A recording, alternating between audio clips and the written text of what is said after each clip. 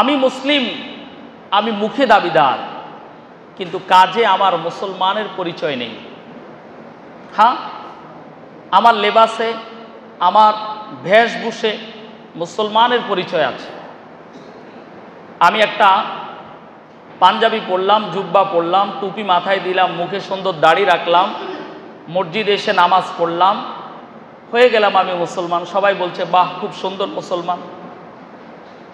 এখন সত্যিকার অর্থে তাকে মুসলমান বলা হয় না।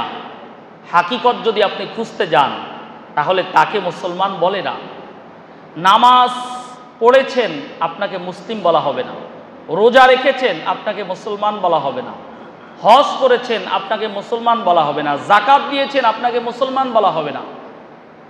মুসলমানের পিছনে আপনার যে কার্যক্রম রয়েছে, সেই কার্যক্রমগুলো, প্রথম যে কাজগুলো, সেগুলো করার পরে এগুলো হলো মুসলমানের সৌন্দর্যতা। যত এগুলো বাড়াবেন তত আপনার সৌন্দর্যতা বাড়তে থাকবে। কিন্তু প্রথম যেই কাজটি রয়েছে সেটা যদি আপনার মধ্যে না থাকে তাহলে আপনি মুসলমানই হলেন না। আমাদের নবীজি প্রথম এই পৃথিবীতে এসেছিলেন।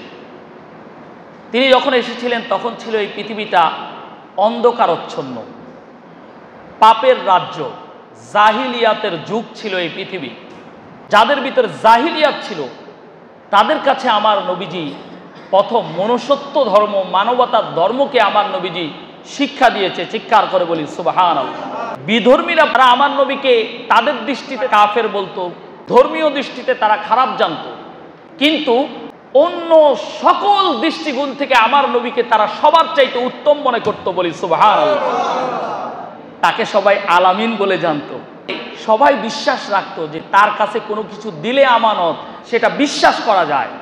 হতে পারে সে কাফের, কিন্তু সে বিশ্বাসী। এটা দেখেই তারা সবাই মুগ্ধ হয়ে গিয়েছে। মুগ্ধ হয়ে একে একে একে একে আস্তে আস্তে আমার নবীজির কাছে এসে মৌমাছির মতো মধু আহরণ করার জন্য মৌমাছি যেরকম গিয়ে বাসা বাঁধে, একজন একজন করে নবীর চারিত্রিক সৌন্দর্যতা, নবীজির উত্তম আখলাক, ব্যবহার, মানবতা, এগুলো দেখে একে একে আমার নবীজির কাছে এসে নিজেদেরকে আত্মসমর্পণ করলো। আমার নবীজি এবার তাদেরকে একাত্মবাদ খোদার দাওয়াত দিয়ে সঠিক মুসলমান তাদেরকে বানিয়ে দিল। চিৎকার করে বলি সুবহানাল্লাহ।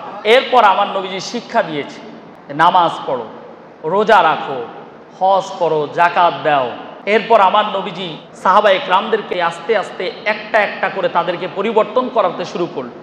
এখন আমরা মুসলমান দাবি করি, কিন্তু প্রথম যে মনুষ্যত্ব ধর্মর যে বিষয় রয়েছে, মানবতার ধর্মকে আমার নবীজি প্রথম এসে প্রচার করেছেন। এখন আমরা দিনকে দিন আবার সেই সোনালী যুগকে হারিয়ে নর্দমা অন্ধকারাচ্ছন্ন দিকে আমরা আবার আস্তে আস্তে দাবিত হচ্ছি।